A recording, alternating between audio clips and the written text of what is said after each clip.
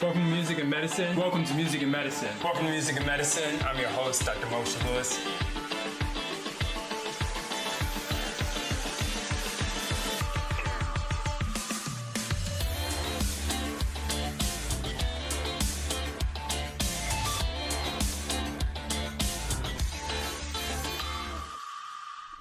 Welcome to Daily Dose with Dr. Moshe. I'm your host, Dr. Moshe Lewis, and excited also to be here with a screenwriter, Kimberly Allen. She's taking the world by storm. She just got a scripted series accepted by We, and it comes out next year, and we're going to learn all about it. Welcome. Thank you. Yeah. Thank you. So we like to kind of look back a little bit, and screenwriting has been a love of yours for quite some time. Tell us about that journey to Wayne State and just walking through that whole pathway. Oh, wow. Okay. Well, I'm from Detroit, and I've loved writing all my life. I discovered my voice as a writer actually when I was in grade school, and just like writing short stories, like reading, and pretty much, you know what, I used to do something that maybe other kids did it, but I used to put my tape recorder next to all my favorite shows, Wow. and listen to them, Sure. and just fell in love with storytelling as a whole. Wayne State was for journalism. I went to school as a journalist. I received a scholarship, and went 4 years for journalism. And even though it was a very stable, foundation for writing, because journalism, you're learning broadcast and print and all that. But my heart was always with, scripted television and writing movies and just dreaming up stories and writing that type of that medium. Sure. Yeah. And then tell us about that transition, because finishing up in college with a degree is one thing, and at least not to have any debt, which is a blessing. But then making a transition to a place like LA is a whole nother level. Tell us about sort of how you came about that decision and just pulling it off. Well, it's the journey is it's not a straight line, believe me. I got married at a very young age, and I say in my 20s. At 20 years old, I got married, and my then husband was in the military, and I had a son, and so it was just like I became a different role. Focus more on family, focus more on traveling, and I still was a writer, but that wasn't the first and foremost thing. But over time, it came back to me and just wouldn't leave me alone. And I began writing. I was teaching actually at the time in Detroit. I used to be a teacher, but I would write at night. And one day I just decided to write a letter and ask for a catalog from USC and UCLA. Just to see what their screenwriting program looked like. That was just a weird thing to do, because I hadn't been to California before. You just picked one of the best film schools and said, I just see what they're up to. I just want to see what they're doing. Exactly. And so we came out here for vacation. And then we decided to move out here. And so that was my intent when we moved here, was to learn as much as I could about screenwriting. And I did. I got involved with the Organization of Black Screenwriters and other screenwriting groups and writers groups, and just began to learn as much as I could and associate with people in that field. And just writing, lots of rejections along the way, submitting for different programs, and over time, it's a journey. It's not something that just happens. You have to go through the process. You have to go through the process. Pursue it. Talk to us about that tenacity and energy to not give up, to be able to accept no, and to not see rejections as anything but a delayed yes. Well, when you first get the rejection, I used to just write like one project and one script and sit there and wait for it to come back. What are they going to say? And then, then when you have this rejection, then you go through this, oh my God, they don't like me, I'm not good, blah, blah, blah. But I began to just write script after script, like different scripts, and just send it out and not worry about waiting for the answer. Just keep going. You just have to keep moving forward. Right. And so doing that, it kind of took my mind off of, getting approval from people, because the more you write, the better you become. And just being in writers groups, that was also helpful, being around other people who wrote. Organization of Black Screenwriters is an organization that I joined, I would say maybe like a year or two after moving to LA. Right. And it allowed me to see that because writing can be a very lonely, a solitary process. Yeah, because you kind of like in a silo. You're just kind of writing by yourself, and you don't have anybody to bounce anything off of. Right.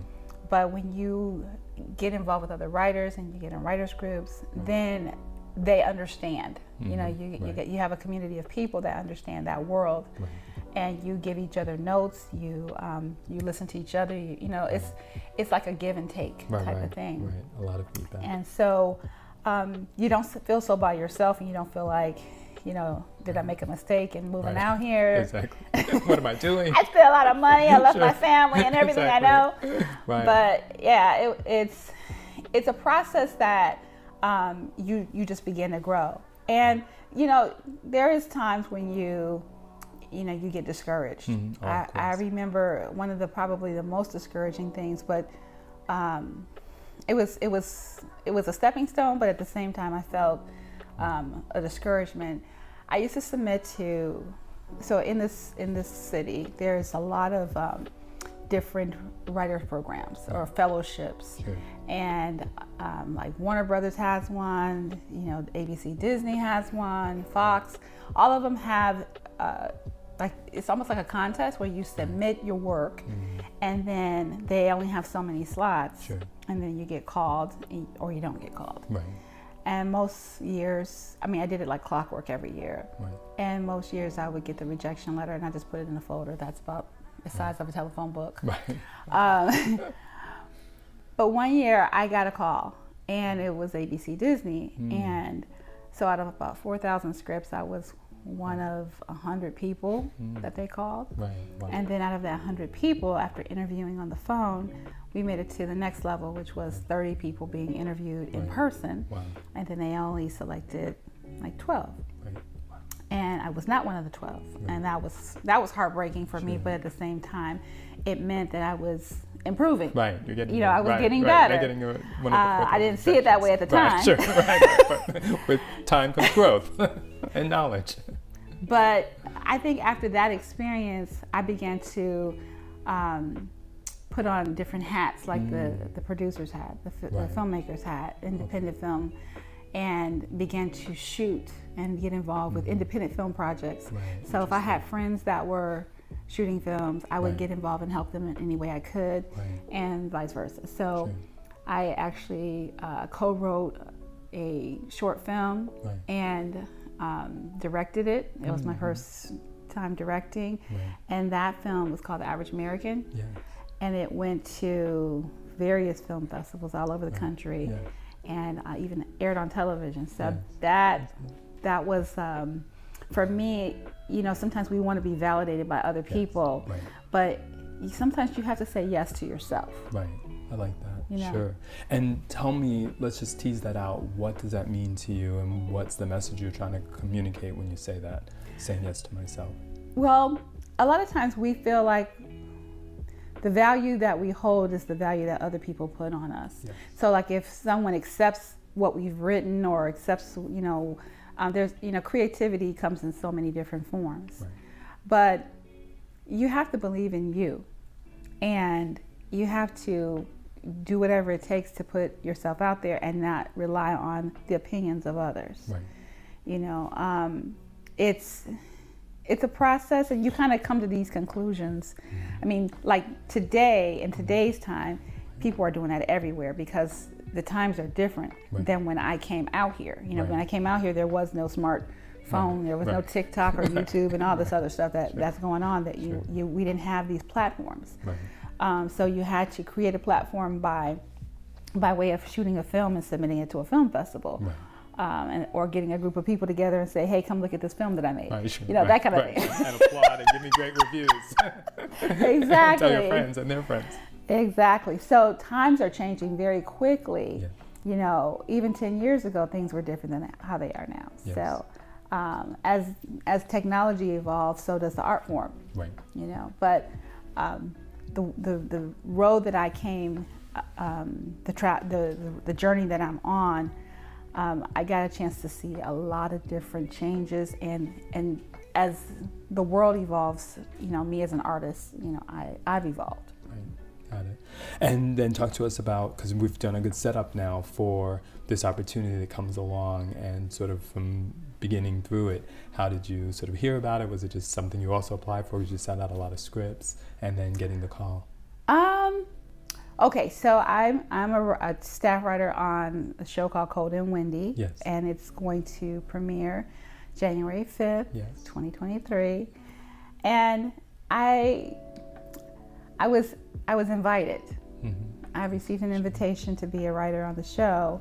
A friend of mine who I've known for many years, and I'm involved with this group called Storytellers. Right. He runs the Storytellers group. His name is Kenny Young, mm-hmm. and he is the head writer and the producer, right. executive producer of he's one of three. It's Phil James and also Vern Brown. So right. they are the producers of KOLD and Wendy.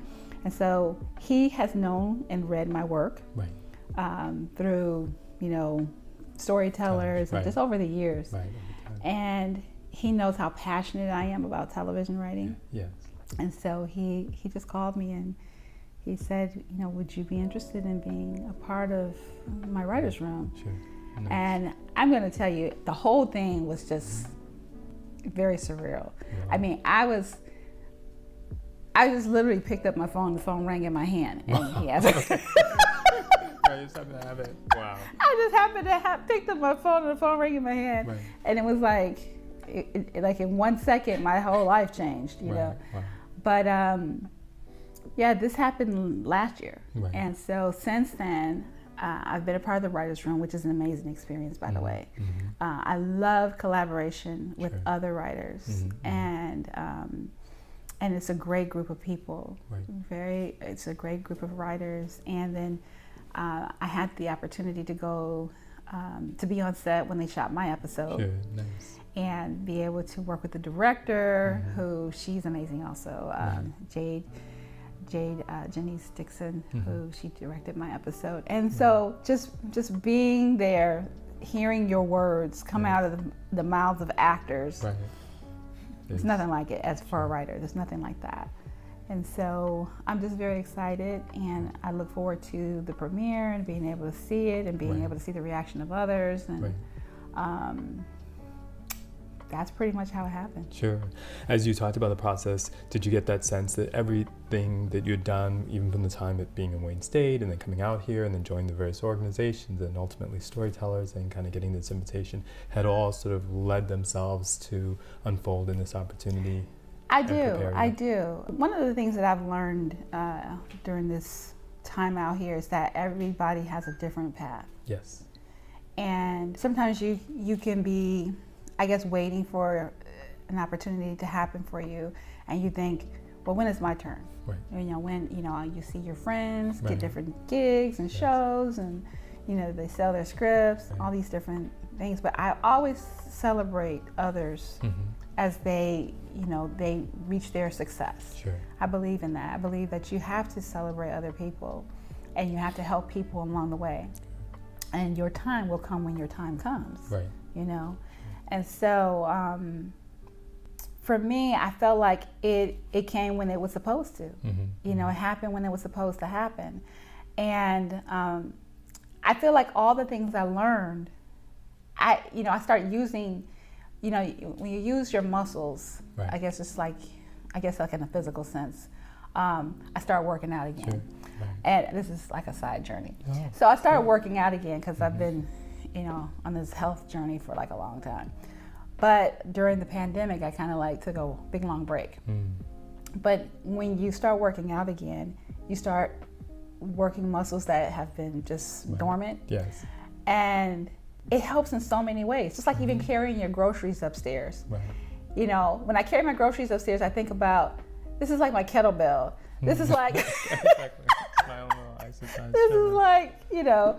So when you use your writing muscles and your storytelling muscles, it just happens. You just do it. You don't even think about it. And so when I'm in the room, when I'm writing a script, when we're collaborating, the structure, all the structure that I've learned over the years, act breaks and all the things that people talk about that are in the room, it just comes, and I'm very appreciative. I'm appreciative of all that I learned and all the people who taught me along the way. You know, I had some wonderful teachers in my life that knew this craft or knows this craft, and they were able to, give me guidance and teach me. Sure.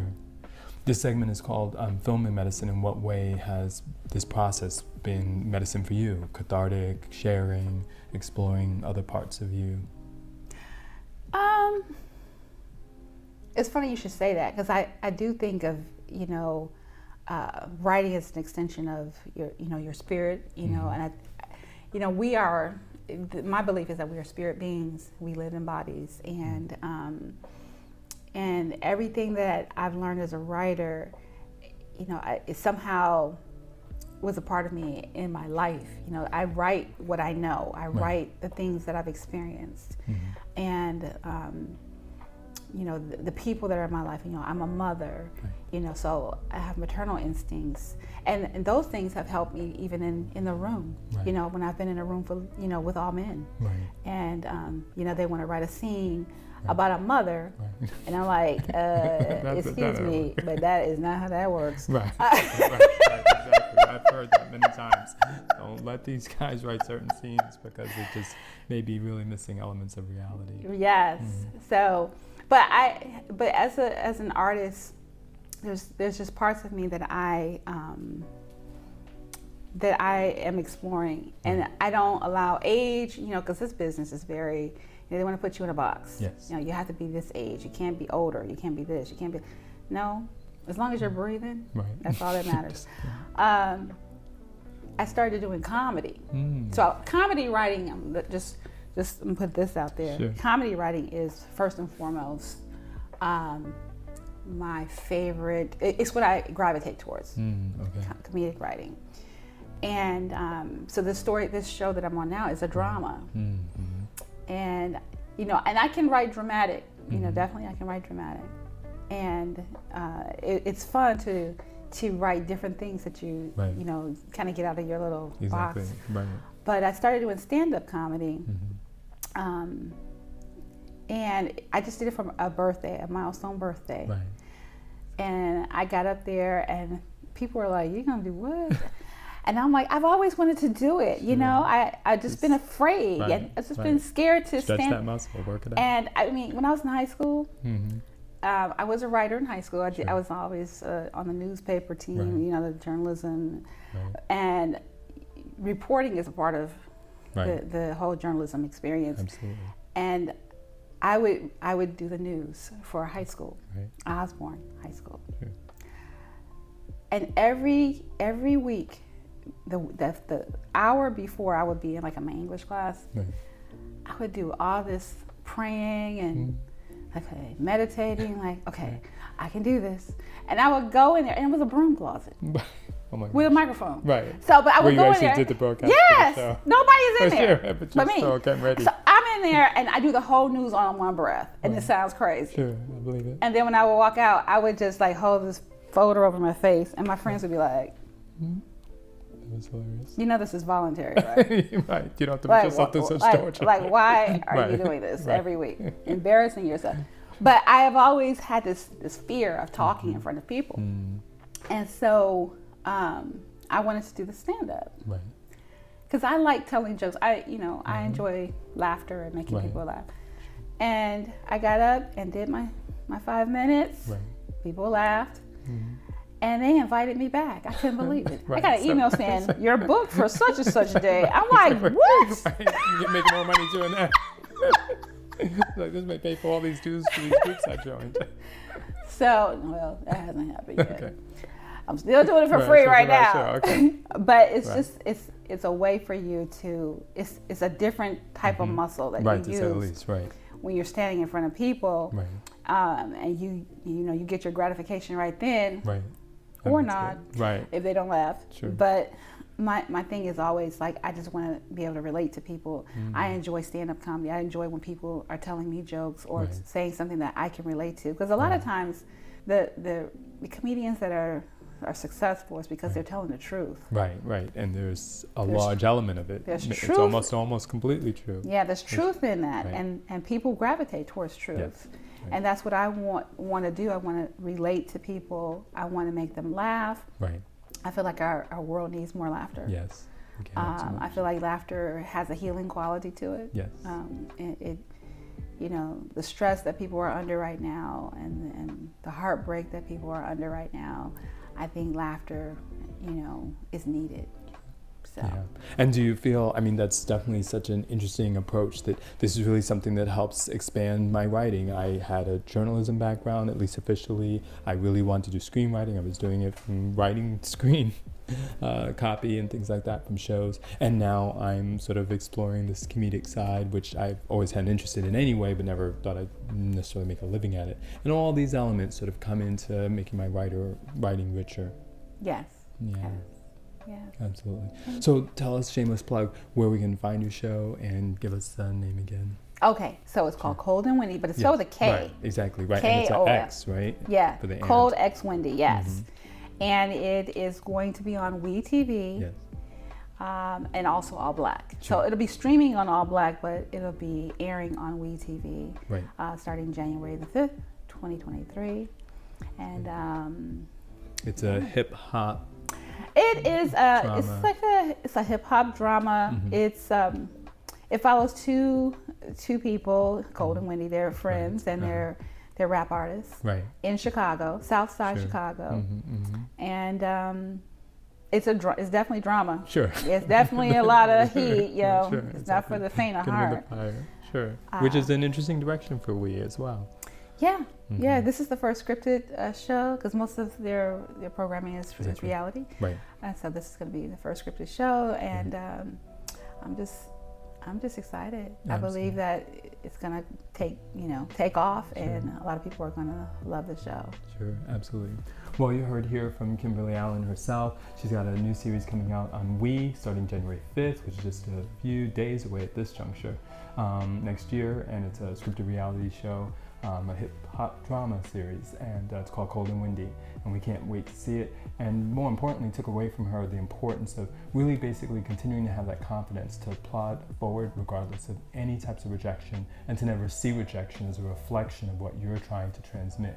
Artists are amazing creatives that have stories to tell and art to share, and they really essentially have to put it out there to just have others eventually find it, or sometimes quickly. But being patient in the process and not taking it personally is something we can all live by. And more importantly, that she's stumbled across comedy is a great way to get out another side of her personality, inject it into some of the work that she does, and a way to help us sort of heal some of the wounds that all of us experience at some time or another. So thanks for joining us. I'm your host, Dr. Moshe Lewis, and thank you. Thank Ms. you Allen. so much for having me. A pleasure. I appreciate it. Thanks. Thank you. Welcome to Music and Medicine. Welcome to Music and Medicine. Welcome to Music and Medicine. I'm your host, Dr. Moshe Lewis.